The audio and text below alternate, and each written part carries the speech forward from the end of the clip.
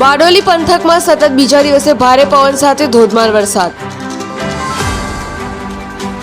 ભારે પવન અને વરસાદના કારણે અનેક જગ્યાએ ઝાડ પડવાની અને પાણી ભરાવાની જેવી ઘટના બની રહી છે।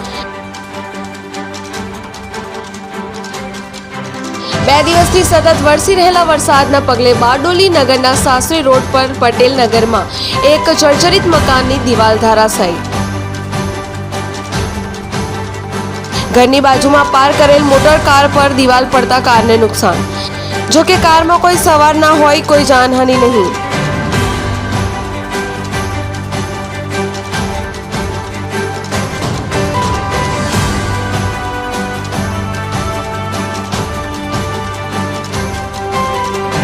પ્રશાંત પટેલ, AB48 ન્યૂઝ, બારડોલી।